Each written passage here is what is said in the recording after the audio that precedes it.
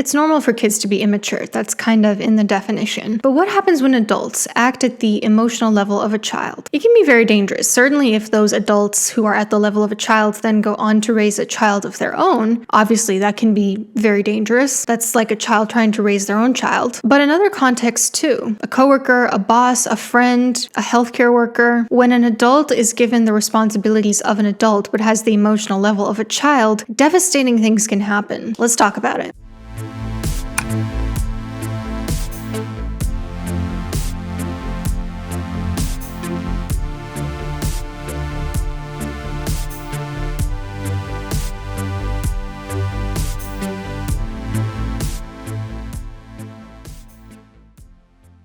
One thing that often happens when you have a very emotionally immature adult is impulsivity. Now, impulsivity is when a person wants to do something sort of without thinking through the consequences. It's sort of related to difficulties with delayed gratification, like being able to hold off on something you want for a long-term benefit.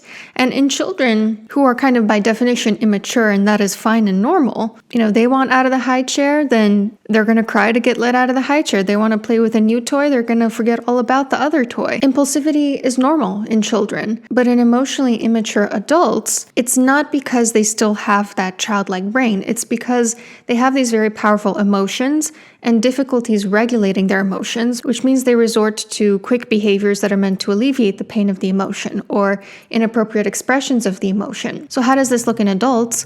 Well, a parent might say something hurtful because they don't stop to first ask themselves if they should say anything that crosses their mind, or they might resort to corporal punishment when their kid does something that upsets them because they want to act out immediately out of anger instead of thinking through what might be the best course of action, the best form of discipline. Or sometimes they might literally take impulsive risk-taking behaviors like driving under the influence, which puts the child in literal danger. As a partner or as a friend, if they see someone they're attracted to, they want to sleep with them, then they're going to cheat on you. Or they might not show up to pre-planned events because something more enticing came up right beforehand, so you might end up with a friend who, for instance, is always flaking on you. In a work context, it could be someone blurting out something inappropriate with an important client, or just generally doing something unprofessional without first thinking through the consequences. Another sign of emotional immaturity is inattentiveness. Now, inattentiveness can stem from a lot of different issues. It isn't necessarily a sign of emotional immaturity. It could stem from neurodevelopmental disorders like ADHD or neurodegenerative disorders like dementia,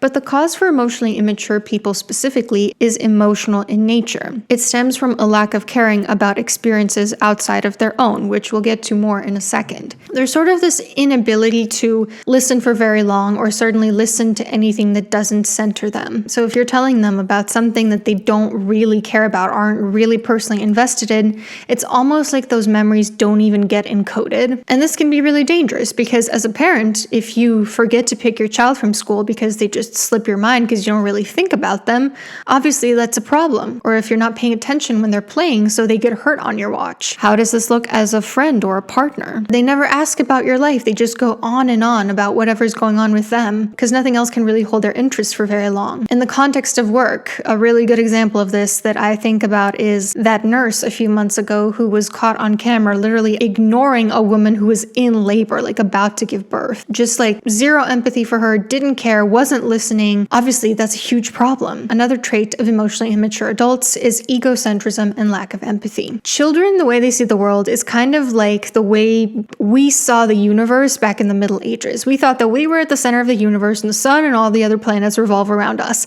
And then we learned, that's not actually the case. Actually, we revolve around the sun. But for certain people who never really progressed past that level of egocentrism, everything is still always about them. Your needs, your desires, anyone's really, are secondary. So they might struggle to see things from a different point of view. As a parent, that might mean emotionally parentifying the child, making the child feel like they're responsible for your emotions, or insensitive remarks because they just don't think about how they're hurting their child's feelings. Or they might put their own well-being above of their child's well-being, like trying to get the child involved in a conflict between them and their partner that the child really should not be involved in, or venting to them about matters that an adult shouldn't really put on a child because they're too heavy for a child to handle. Or even when an adult child comes to them and says, listen, I really don't think I can come on Thanksgiving week because I have these really big exams the next week. A selfish parent isn't going to put their child's well-being first and say, do what you need to do to pass your exams, to take care of yourself. They're going to say, no, I still want you to come. As a friend and a partner, if you want to try a new restaurant and they feel like going to the same old, you can bet that you're going to keep doing what they want every single time. Or they hold you to a double standard. They're 30 minutes late to everything, but the one time that you're 10 minutes late, they walk off with another friend because they couldn't be bothered by the inconvenience. Or at work, it's the coworker who always needs to cancel something last minute, or is always coming up with new excuses why they can't finish their work, or is always making their inability to complete their work their coworker's problem. Or sometimes this will be a boss making their own incompetence their sort of inferior's problem. Speaking of being an adult, you know what you really should be doing if you are one? Regularly going to the doctor. I know,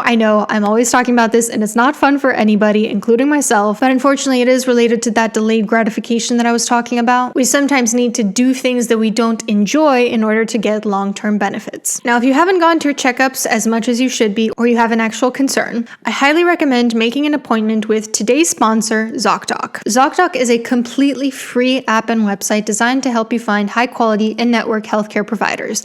They have over 100,000 providers in a wide range of specialties, so you can just pick the one that you want and the specialty you want, book an appointment, make sure they take your insurance. You can see their reviews, you can see which one is the absolute best match for you. And in a world of very unaffordable healthcare, ZocDoc is a really valuable tool because, like I said, it's free and it helps you find doctors who are in-network, which further reduces that healthcare bill at the end of the day. So just create an account using my link down below and book the type of appointment you're looking for. Click the link in my video description to book top-rated local doctors who can see you quickly.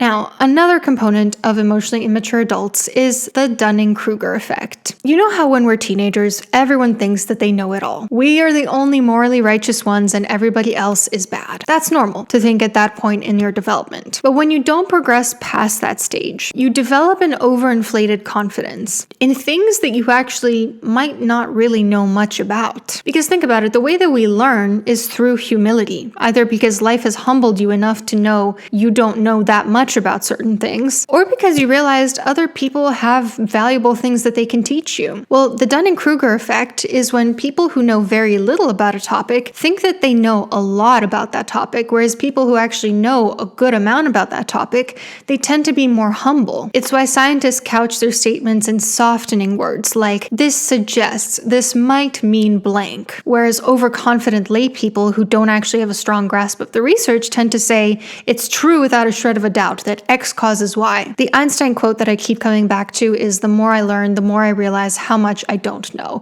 It's absolutely been true in my life. When I was the most confident and outspoken about stuff, it was when I knew a lot less than I would come to learn. So it shows up as a parent when you are lecturing your child endlessly instead of treating things like a conversation where maybe they might have valuable things to share with you too. Or you're practicing outdated parenting advice because you haven't been keeping up with what's recommended. As a friend or a partner, they might always be spreading misinformation or not checking the facts or talking out of their ass generally. I think the perfect example is that friend who has self-diagnosed themselves with all these different things from TikTok University, and then the one time you do one small thing that they also do that they attribute to their non-existent diagnosis, they also try to convince you that you have that diagnosis as well. At work, it might look like a person not staying up to date with information and yet acting like they're still an expert at it, which is dangerous for patients, for coworkers, for clients, or monopolizing meeting time where they just want to hear themselves talk constantly because they think they know so much about a topic and they're erasing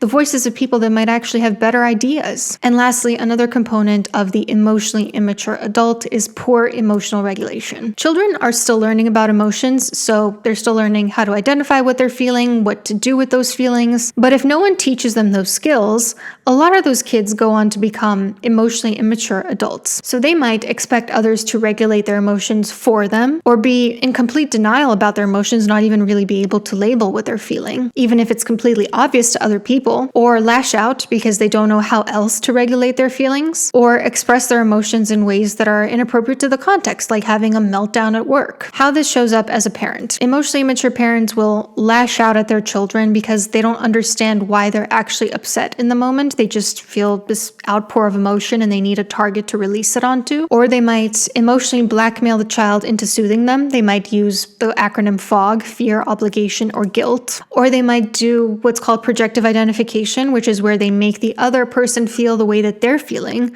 So like if they're feeling ashamed of something, they might instead make the child feel ashamed. Or just generally make the child feel responsible for their emotions and regulating their emotions. As a friend or partner, this often looks like very high conflict relationships because the other person doesn't know how to calm down when things are getting heated and takes part in harmful behaviors. Because they don't know how to healthily express and communicate their feelings, they might instead give the other person the silent treatment or send them 50 texts in a row or start saying things that they'll regret later because it was hurtful. At work, this shows up as lashing out at inferiors or clients or patients. It usually shows up in positions of power where the person who has more power will displace all of their painful feelings onto those who have less social capital because they can just afford to, right? Like not a lot of people would lash out at their boss because they know that they need their job in order to continue to live. Because yeah, acting out is still a choice, even if you're emotionally immature. Even abusers, for instance, they don't typically start raging when the police officer is called. They typically rage before the police comes with a person that they have power over. So all of these things are really harmful because impulsivity and inattentiveness, egocentrism and lack of empathy, the Dunning-Kruger effect, poor emotion regulation, all of these, as you can imagine, are really dangerous when put in the hands of somebody with the responsibilities of an adult. And it can be really devastating to be around such a person because their impulsiveness and their inattentiveness makes it literally unsafe to be around them at times. Other times it just damages quality control or competence. Their egocentrism means that everybody else's needs are overlooked, including very core needs. Their lack of empathy can result in hurtful behavior. Their overinflated confidence means there's a lot that they're missing, including sometimes important and life-saving information. Their trouble regulating emotions means that their emotions have become everybody else's problem and responsibility to manage. And all of these are sort of interconnected, like they can't empathize or pay attention because they're so egocentric. They're impulsive, which results in lack of emotion regulation. And if you're listening to this and you're recognizing some of these traits in yourself,